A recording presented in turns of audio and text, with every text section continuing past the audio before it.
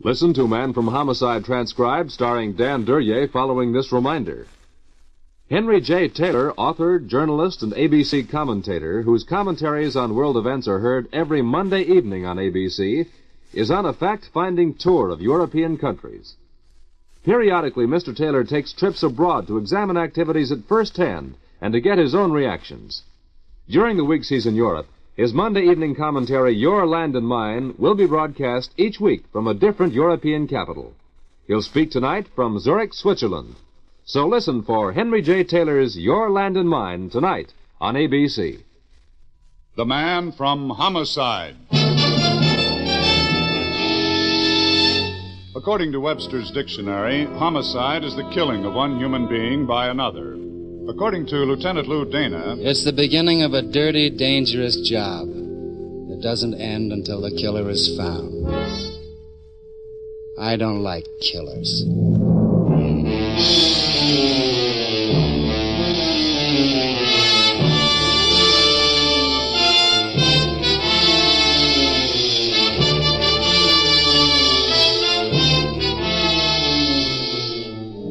every week at this time, the American Broadcasting Company brings you transcribed the star of stage and screen, Dan Duryea, as Lieutenant Lou Dana, the Man from Homicide.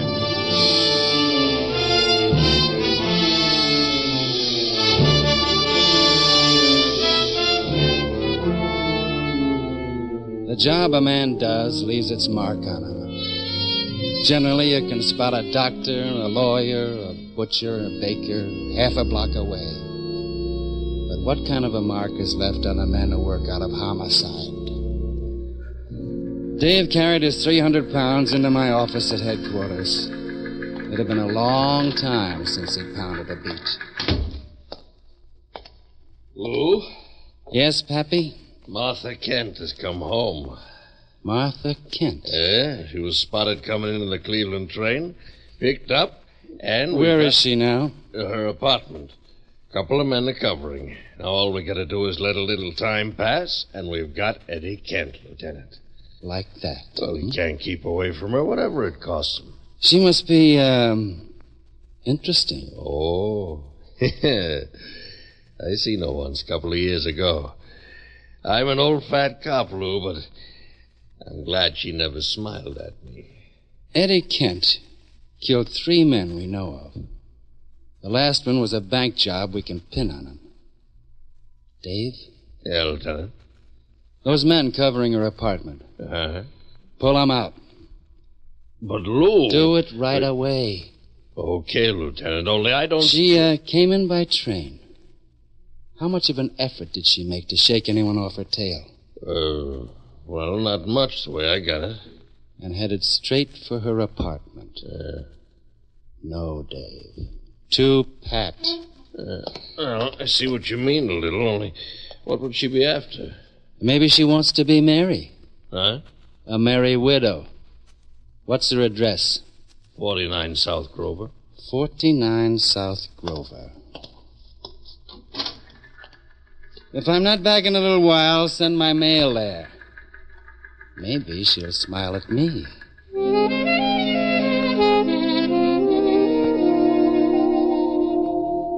I spent the trip to South Grover thinking about Eddie Kent. After I got finished thinking about him, I wished there was a way a man could wash his mind out. Martha Kent would be what? Something shrill, and heels an inch too high, brassy hair, a runway figure? Yes? No. Something a lot more dangerous. What? Excuse me. Mind if I come in? Well, who are you? The name's Dana. Oh. That's right. Lou Dana. There's nothing much I could do about keeping you out, is there? Nothing much. Come in. Well? Eddie in? You should know. Don't your men tell you things? I took 'em off you. You did what? Sent 'em back to the precinct. Why? Their feet hurt. That was very kind of you.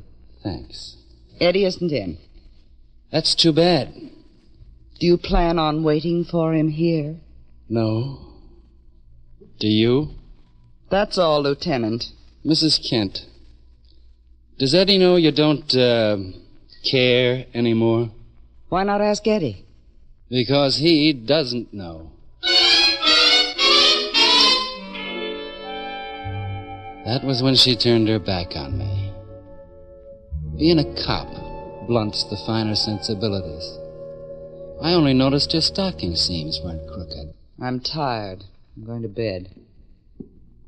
If you like, you can tuck me in. There's probably a police regulation about it. You don't have to worry. I wouldn't like. Oh, you wouldn't. Good night, Mrs. Kent. Eddie should be along any time now, huh? Get out. Sure. She hadn't smiled at me once.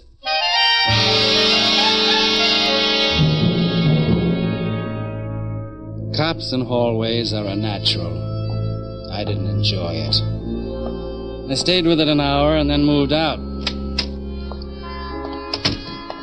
There'd be two of them, one for the front, one for the back. I took the back. He'd be the easier of the two. There was an alley, garbage cans, and... Hey, cut it out! Don't reach for it. Oh, it's a big idea. Not very big. Out in the light, huh? Now, look, mister, if you think you're tough, you... Oh. Hello, Boiler. Dana. I think I'm tough. Well, I didn't know it was you, Lieutenant. What's special about that alley? Oh, I just happened to be passing by. Nobody passed any law about passing by. Boiler. Well, it's like this. I had a date to see a fellow, and he says, meet me there. You know, in that alley. Let's go down to the precinct. No. No, you ain't got nothing on me. Would you like to try resisting arrest? You throw me in the can, I'll get a mouthpiece. He'll spring me so fast, you 24 hours before I have to book you, Boiler. Nothing to eat. Nothing to drink. Not even tea.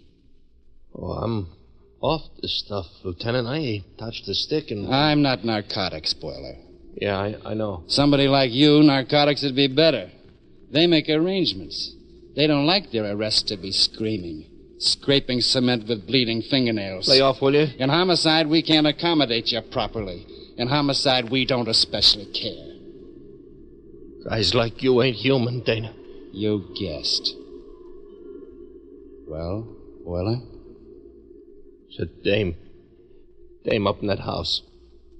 Eddie Kent's wife. She's kind of worried he might show. She doesn't love him? I wouldn't know. Orders was you don't get to her.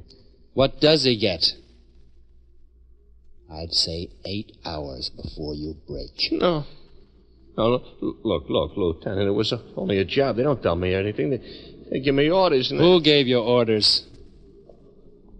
I can't, Dana. The precinct. Come on. Hey, look, Lieutenant, I start spilling to cops. What would my life be worth? What's it worth now? Okay. It's McGrath. McGrath, huh? Yeah. Good night, Boiler. You won't tell him that I... Oh, what's the use? He'll know.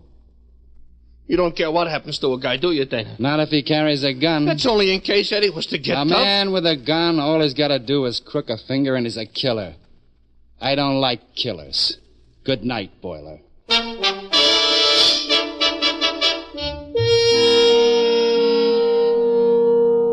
Boiler went back to the alley and the garbage cans. I went to visit Mr. McGrath. Boiler had the best of it. Start with the kid stuff, snatch and run. Knock over a couple of small stores. Move up into hot cars and cold decks. Pick up a few houses, take over a few wheels, buy a few deaths, and you wind up Mr. McGrath. But you wear tailored suits by then, and handmade shoes. And you got a hood for a doorman. Hey, what's the idea this, Copper? Copper? No, you don't. You got a paper, Copper? Turn around and go away. No warrant. You keep coming. I got a legal right to blast you. Sure. But have you got the guts? Okay. Come on. We'll find out. I'm coming. Max! Yeah, Mr. McGrath. What's the trouble? I'm having words with a cop. He wants in. He ain't got no paper. Put your gun away and let the fool in. Okay. It'll be a pleasure to have him thrown off the force. Hello, McGrath. Lieutenant Dana. Max, you've been rude. Huh? Lieutenant Dana isn't an ordinary policeman. He's a personality. My door's always open to him. Apologize to the lieutenant, Max. He's a cop. I said Forget it, McGrath. Very well. You may leave us, Max. Okay. Max is a trifle crude, I'm afraid. Have a drink, Lieutenant? No. Never drink on duty, huh? I wouldn't like your brand. Not raw enough, I suppose. I got work to do. Haven't we all? What's half of $80,000, McGrath? $40,000? That kind of money worth a death? I haven't seen the latest quotations. Eddie Kent knocked over a bank 2 months ago. Killed a guard and collected $80,000. He had help. Indeed. $40,000 for Kent. $40,000 for, the help. Seems equitable. How do you share the death?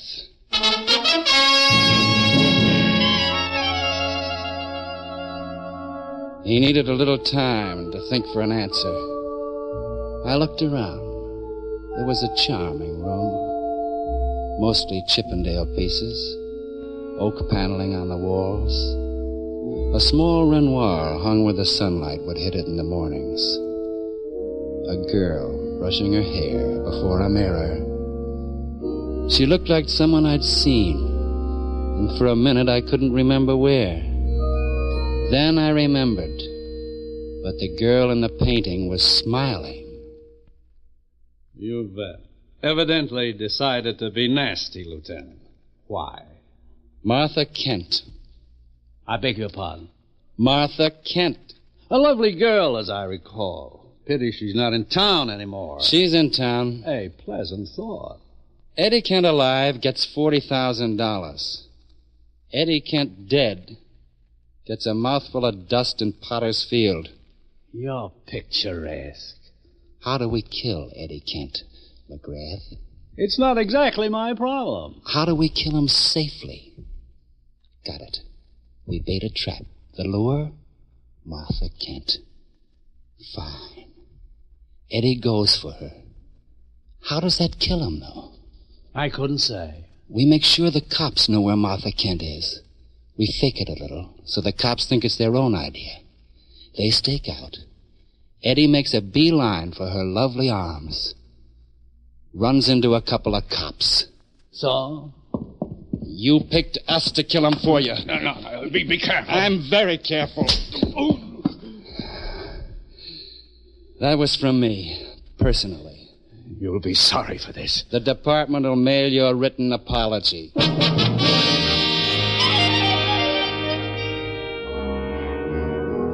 Headquarters was where I'd left it.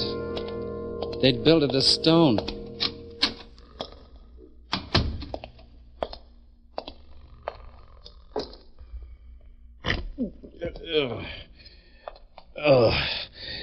Hi, Lieutenant.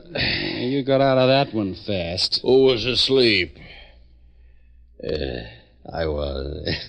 Go on back. It's cold out here. Yeah. How's it set up, Lou? Oh, stalemate, I guess. McGrath's got a couple of men covering for Mrs. Kent. They'll keep Eddie off. McGrath, huh? No good, Lou. He was in on the bank job with Kent. You got proof? No, but it has to be that way. He was the one set up Mrs. Kent as a decoy. When I pulled the cops out, his men moved in. Don't want to split with Eddie, huh?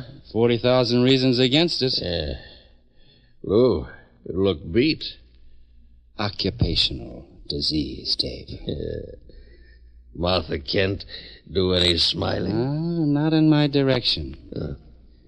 I'll be in my office for a while. Doing what? Waiting. I wouldn't know for what. Don't ask me, huh?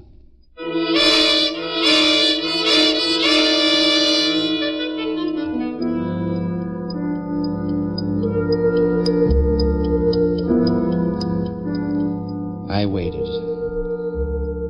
I thought it might be nice if I had a Renoir. It could be a small Renoir on the wall. I thought what Captain Kowaleski might have to say on the subject. I decided I'd settle for the dirty plaster. Why don't you go on home, Lou, huh? It's an idea. Nothing's gonna happen tonight. Oh, I suppose not. I feel restless. You slap McGrath around? Only once, Dave. Oh, you're improving. You could still find trouble that way. Well, he was trying to buy a killing from us. Yeah. You take it too hard, Lou. You'll never get fat like me. Too bad.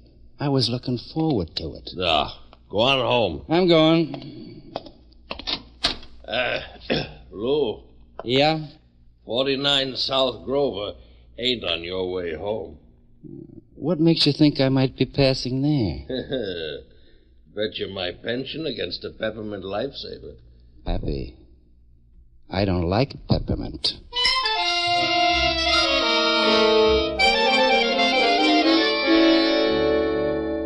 He would have won. McGrath's man out front of her house was holding down the same tree. I drove around the block to see if Boiler was still holding down the back. Martha Kent was in on the deal with McGrath. The decoy had to be, and she was. The girl in the Renoir was smiling. Maybe she was too polite to laugh out loud at me. Renoir painted beautiful things. No sense of reality. Boiler among the garbage cans would have been a more practical subject. But Boiler wasn't there.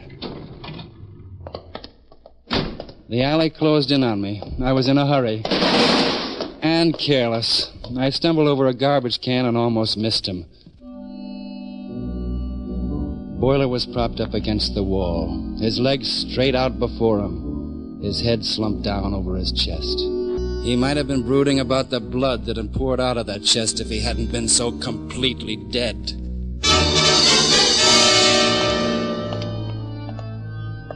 I left him there. I wasn't in a hurry anymore. He'd been dead some little while.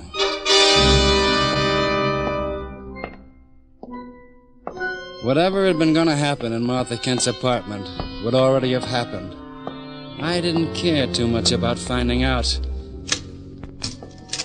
The lock on Martha Kent's door was in fine shape, except that the door wasn't locked. The living room was the way I remembered it. I had nothing to remember about the bedroom. But there'd be something I'd work at forgetting. She'd fallen back across the bed. The stain on the front of her dress hadn't been her dressmaker's idea. Her eyes were open, and when I bent over, I could have sworn they saw me. Hello. Mrs. Kent. I thought maybe I'd see you again. Hold it.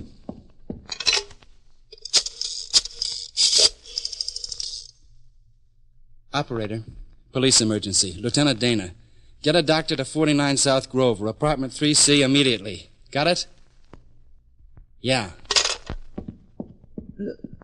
Lieutenant. Better not talk. There'll be a doctor here in a couple of minutes. You've seen people like this before. I should be dead. Will you stop? No. What do you want me to do? Think about what my life has been. And what's happening to it now. There might be a chance. Are you trying to make me laugh? Lieutenant, you look funny. It's a habit my face has. You know who? Yeah. I'm tired. I want to go to sleep. You can tuck me in if you like. That's what I said when I was still alive. You said you wouldn't like. You lied, didn't you, Lieutenant? I lied. I do. Please. It's all going so fast now. Please. All right. I'll tuck you in. Thank.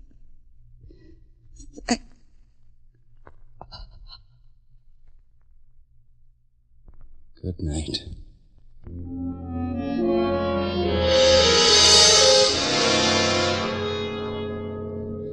The doctor was a little late.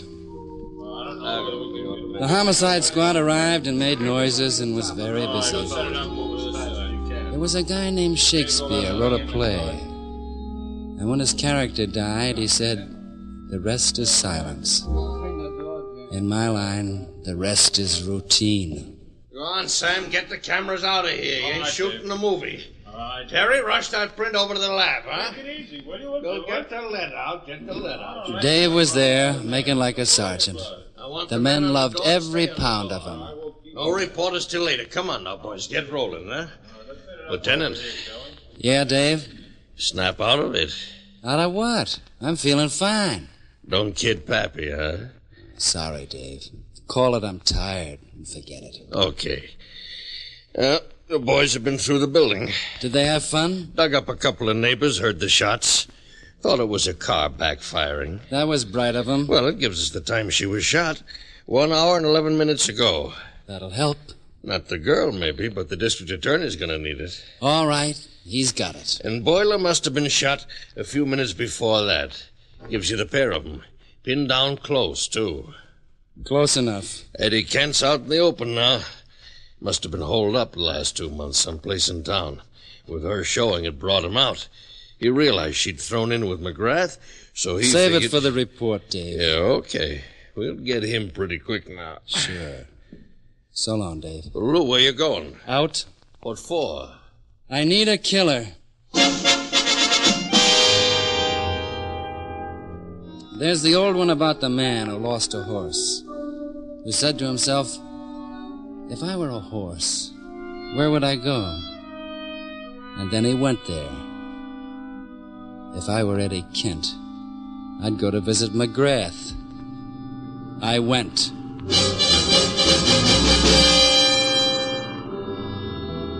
It was a nice night. The only thing wrong with it was people.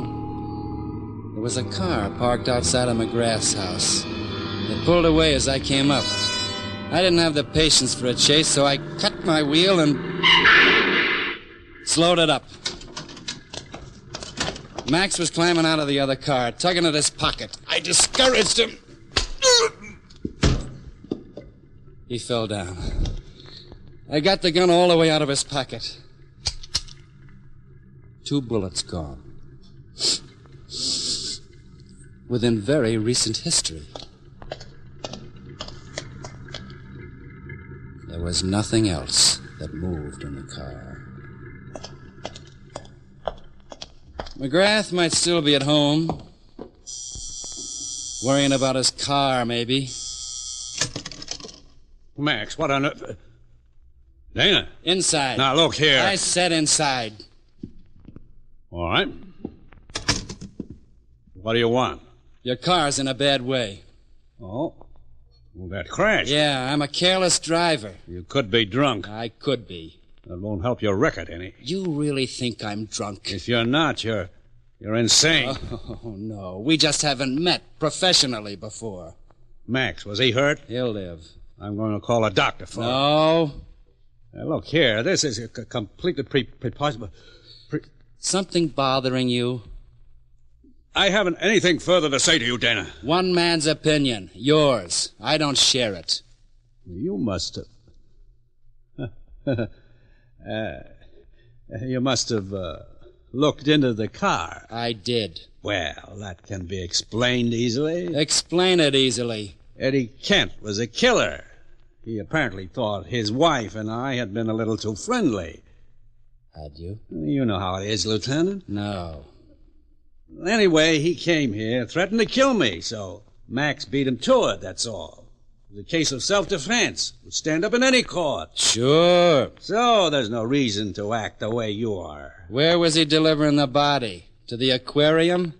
Well, you see, Max's record isn't too good. He was afraid the police might not readily accept a self-defense plea. He wanted to dispose of the body. I tried to persuade him not to, but I failed. As a matter of fact, I was just about to notify the police myself. Uh-huh. I think you'll find the bullets in Eddie Kent's body came from Max's gun. I know they did. Well, then, we can relax, can't we? I've been relaxing for hours. How about the bullets in Boiler's body and Martha Kent's body? Well, they'd have come from Eddie Kent's gun, obviously. You mean the gun planted on Eddie Kent, don't you? What do you mean? Kent came here to see you first, for his share of the bank money. Kent died here. Max took care of that. But you still didn't own that $80,000. There was Martha Kent left. You saw a nice piece of business opening up. Oh, you're dreaming. A cop's dream. So you headed for her apartment. You had to dispose of Boiler. He knew too much. You couldn't afford to have him around. And then you went upstairs and ended the partnership between you and Martha Kent. You came back, planted the gun you'd used on Eddie Kent, and instructed Max to dump his body where it wouldn't be found for a while. That way, no medical examiner could prove Kent had died before his wife. Well, that's very ingenious. You've got nothing to base it on. I've got Kent's body. Good lawyer. I've got something else. An unlocked door. What does that mean? Martha Kent's door was unlocked when I got there, and the lock hadn't been tampered with. She wouldn't have opened that door to her husband. Not when she knew the trap she'd helped set for him. She'd have opened it for you, McGrath. You've been fumbling in that desk long enough. Bring the gun up. I'll let you have first shot.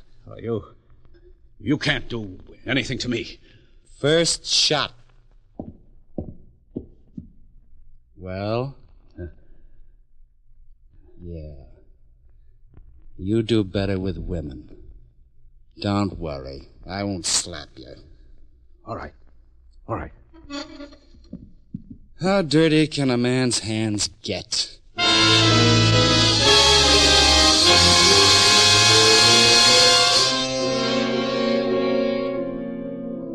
They train you to make out a report when you're a cop. You learn how to put all the facts down in proper order. The names and the times and the places.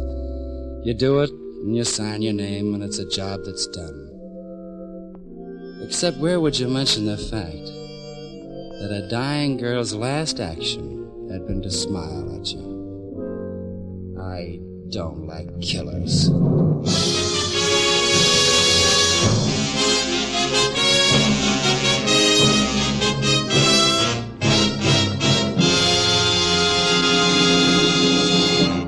You've just heard another in a series starring Dan Duryea as the Man from Homicide, with Larry Dobkin as Dave.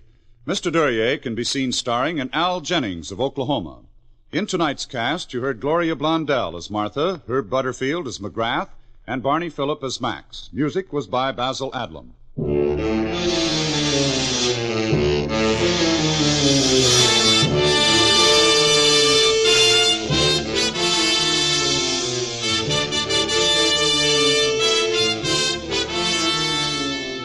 The Man from Homicide is transcribed and written by Lou Vittes, directed by Dwight Hauser.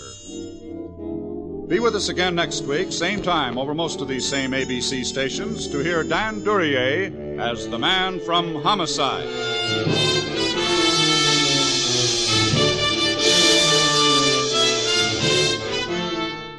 America is sold on ABC, the American Broadcasting Company.